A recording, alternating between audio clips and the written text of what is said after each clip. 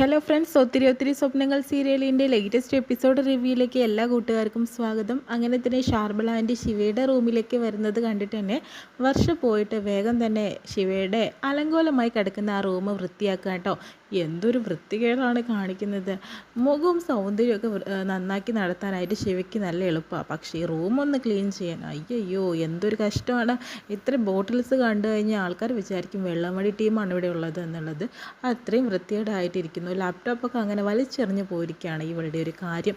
അതിനുശേഷം ഷാർമിളയും അതുപോലെ അഭിയും അങ്ങോട്ട് വരുന്നുണ്ട് കേട്ടോ. എൻ്റെ മോളുടെ റൂം അതുപോലെ തന്നെ എൻ്റെ മോളെ കുറ്റം പറഞ്ഞുകൊണ്ടിരിക്കുകയാണോ വർഷ? അല്ല ആൻറ്റി, അതെനിക്ക് മനസ്സിലായി.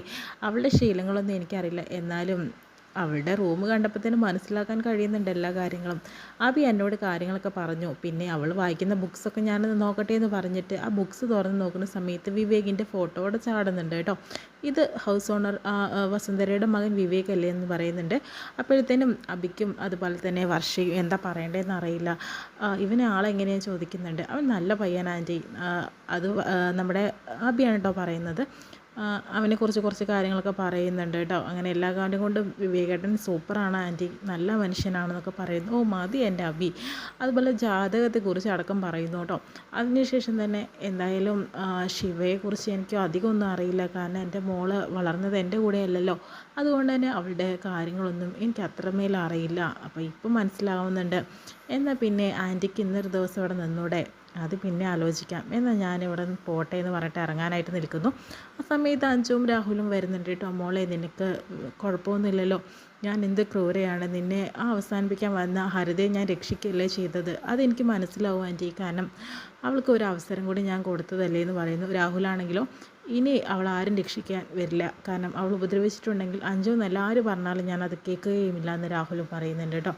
അതെനിക്ക് മനസ്സിലായി മോനെ, ഇനി എന്താ വേണ്ടതെന്ന് ഞാൻ തീരുമാനിച്ചോളാം. നിൻ്റെ വീട് നിനക്ക് സ്വന്തമായി തരാൻ എൻ്റെ കയ്യിലൊരു ഐഡിയ ഉണ്ട്, അത് ഞാൻ പ്രവർത്തിക്കും. അതിവിടെ പറയാനുള്ളതല്ല, പ്രവർത്തിച്ച് കാണിക്കാനുള്ളതാണ്. ഈ ഷർമിള ആരാണെന്നുള്ളത് അവൾക്ക് പോലും മനസ്സിലാവേണ്ടേ എന്ന് പറയുന്നുണ്ട് കേട്ടോ. അതിനുശേഷം തന്നെ ഞാൻ എന്നാൽ തിരിച്ചു പോട്ടെ. അയ്യോ, പിന്നെ എല്ലാവരും പറയുന്നുണ്ട് ആൻറ്റി ശിവ വന്നിട്ട് പോയപ്പോഴേ ഇന്നൊരു ദിവസം മകളും അമ്മയും കൂടി കെട്ടിപ്പിടിച്ച് റൂമിൽ കിടക്കാലോ, അത് പിന്നൊരു ദിവസം എന്തായാലും ഞാൻ വരാമെന്ന് പറഞ്ഞിട്ട് ആൻറ്റി മടങ്ങുന്നു. അതിനുശേഷം തന്നെ രാഹുൽ പറയുന്നുണ്ട് ഞാനും പോവാണ്. അയ്യോ രാഹുലേട്ടാ, എന്തെങ്കിലും കഴിക്കാണ്ട് എങ്ങനെ പോകുന്നത്? ഈ ഒരു ചായ മാത്രം മതി എന്ന് പറയുന്നു. ചായ പോരാ, വർഷയാണെങ്കിൽ ഗംഭീര ഫുഡ് ഉണ്ടാക്കിയിട്ടുണ്ട്, അത് കഴിച്ചിട്ട് പോകാമെന്ന് പറയുന്നു. എന്നാൽ പിന്നെ ട്രൈ ചെയ്യാം. അങ്ങനെ ആ ഫുഡ് കഴിക്കുന്ന സമയത്ത് അഭിയാണെങ്കിൽ ഇത് ഉണ്ടാക്കിയ ആളെക്കുറിച്ച് ചിന്തിച്ചുകൊണ്ടിരിക്കുന്നുണ്ട്. പക്ഷേ രാഹുൽ പറയുന്നുണ്ട് അടിപൊളി ഫുഡായിട്ടുണ്ട്, വർഷയ്ക്ക് ഇത്രയും കൈപ്പുണ്യം ഉണ്ടായിരുന്നോ? പക്ഷേ അപ്പോൾ അഭി പറയുന്നുണ്ട് എന്തായാലും രാഹുലേട്ടൻ അവിടെ നിൽക്ക്, അഞ്ജു ഇതിൻ്റെ സത്യാവസ്ഥ പറയട്ടെ എന്ന് പറയുന്നു. അഞ്ജു ആണെങ്കിലോ ഈ ഫുഡ് വർഷം ഉണ്ടാക്കിയതല്ല, ആ ടേസ്റ്റേ അല്ല. അപ്പം മല്ലികാക്ക് ഉണ്ടാക്കുന്ന ഫുഡ് വായിൽ വെക്കാൻ പോലും കൊള്ളില്ല, കാരണം ഞങ്ങൾ ഇങ്ങോട്ട് തരുന്നത് ഞങ്ങൾ കൊണ്ടുപോയി വേസ്റ്റ് കളയുക ചെയ്യാറ്. പക്ഷേ ഇതൊരു സുന്ദരാൻ്റിയുടെ കൈപ്പുണ്യം പോലെ ഉണ്ടെന്ന് പറയുന്നു. ആ സമയത്ത് വർഷ അവരെ മുന്നിൽ, അതായത് അഞ്ജുവിനോട് രഹസ്യമായിട്ട് പറയുന്നത് എന്നെ ഒന്ന് രക്ഷിക്കും. അപ്പോഴത്തേനും അഞ്ജുവിന് കാര്യം മനസ്സിലായി. എന്തായാലും അതൊക്കെ അവിടെ നിൽക്കട്ടെ, ഷാർമിളാൻ്റെ എന്ത് പറഞ്ഞു? അപ്പോഴത്തേനും അഭി പറയുന്നുണ്ട് ഷാർമിളാൻ്റെ എന്ത് പറഞ്ഞോട്ടെ, പക്ഷേ ഇതിനൊരു തീരുമാനം ഉണ്ടാക്കണം. അഭി നിനക്ക് വേണമെങ്കിൽ കഴിച്ചിട്ട് പോകാൻ നോക്കി, ഈ ഫുഡിനെ കുറിച്ച് പറഞ്ഞുകൊണ്ടിരുന്ന ഫുഡ് കഴിയുമെന്ന് പറയുന്നു. എന്നാൽ ഞാൻ കഴിക്കാം, തന്നെ വെറുതെ വിട്ടൊന്നും ഞാൻ വിചാരിക്കേണ്ട കേട്ടോ എന്ന് പറയുന്നുണ്ട് കേട്ടോ വർഷയോട്. അതിനുശേഷം തന്നെ രാഹുലിനോട് യാത്ര പറഞ്ഞ് രാഹുൽ ഇറങ്ങിപ്പോവാണ് കേട്ടോ. അതിനുശേഷം തന്നെ ഹരിത എന്തെങ്കിലും ചെയ്യുന്നത് നോക്കണം, സൂക്ഷിച്ച് പുറത്തിറങ്ങണം. പിന്നെ ആരുടെയെങ്കിലും കൂടെ അല്ലാതെ ഒറ്റയ്ക്ക് ഈ വീട്ടിനകത്ത് ഇരിക്കരുത്. ആരുമില്ലെങ്കിൽ ഒരു മല്ലികാക്കിനെ വിളിച്ചിരിക്കുക, അല്ലെങ്കിൽ അപ്പുറത്തെ വീട്ടിൽ പോയിരിക്കുക, എന്തെങ്കിലും ചെയ്യണം കേട്ടോ എന്നൊക്കെ പറയുന്നു. രാഹുലും സൂക്ഷിക്കണം, ഉടനടി നമുക്ക് ഒരുമിച്ച് ജീവിക്കാനുള്ള ഒരു അവസരം ഉണ്ടാവും എന്നൊക്കെ പറയുന്നത്. ആ സമയത്ത് തന്നെ അഞ്ജു പോകാനായിട്ട് നിൽക്കുന്ന സമയത്ത് ആലി രാഹുലിൻ്റെ ആ ഒരു ബട്ടണിൽ കുടുങ്ങുന്നുണ്ട് കേട്ടോ. ഈ താലി എന്നോട് പോകണ്ടെന്നാണ് അഞ്ജു പറയുന്നതെന്ന് പറയുന്നു. എന്നാൽ ഇവിടെ തന്നെ നിന്നോ, നിന്നാൽ എന്ത് തരുമെന്ന് ചോദിക്കുന്നു. അങ്ങനെ അവരുടെ ഒരു പ്രണയമായ നിമിഷങ്ങളൊക്കെ ഉണ്ട് കേട്ടോ അവിടെ കാണിക്കുന്നത്.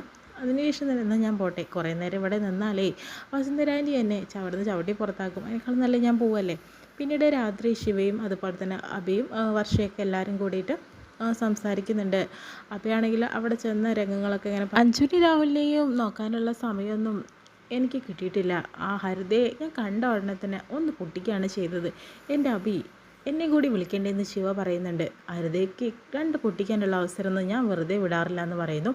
തൻ്റെ അമ്മ ഇവിടെ നിന്ന് വിളിച്ചപ്പോൾ തനിക്ക് എത്താൻ നേരമല്ല എന്നിട്ടാപ്പോൾ, അല്ല ഹരിതയുടെ കാര്യം അങ്ങനെ അല്ലല്ലോ. എന്നൊക്കെ പറയുന്നുണ്ട്. ആ സമയത്ത് അഞ്ജുവിൻ്റെ ഫോണിലോട്ട് രാഹുലേട്ടൻ വിളിക്കുന്നുണ്ട് കേട്ടോ. അപ്പോഴത്തേനും അഭി പറയുന്നത് സ്പീക്കറിലിട്ട് ഞങ്ങൾക്കും കൂടി കേൾക്കണം എന്താ പറയുന്നത്. അയ്യോ അപ്പോൾ വർഷ അവരുടെ പ്രൈവസി ഉള്ള കാര്യമായിരിക്കും, നീ എന്തൊക്കെയാണ് അഭി പറയുന്നത്. ആ പിന്നെ ശിവ അപ്പം തന്നെ വേറൊരു കാര്യം പറയുന്നുണ്ട്. രാഹുലേട്ടൻ ഫോൺ എടുത്ത ഉടനെ 5-6 കിസ് അടിച്ച് താൻ എന്ത് ചെയ്യും, നമ്മളെല്ലാവരും കൂടി വീതിച്ചെടുക്കും. ഈ പൊട്ടത്തരം പറയണ്ട അഞ്ചു, നീ ഫോൺ അറ്റൻഡ് ചെയ്തോ, എന്തെങ്കിലും ആവശ്യമുണ്ടെങ്കിൽ ഞങ്ങളോട് അറിയിച്ചാൽ മതി എന്ന് പറയുന്നു. അങ്ങനെ അഞ്ചു പോയി പുറത്ത് നിന്ന് ഫോൺ ചെയ്യുന്നു കേട്ടോ. അങ്ങനെ രാഹുലിനോടൊക്കെ സംസാരിക്കുന്നുണ്ട്. അപ്പോൾ രാഹുലിനോട് പറയുന്നുണ്ട് ഞങ്ങൾ എല്ലാ കാര്യങ്ങളും ചർച്ച ചെയ്യായിരുന്നു ശിവയോടെന്ന് പറയുന്നു.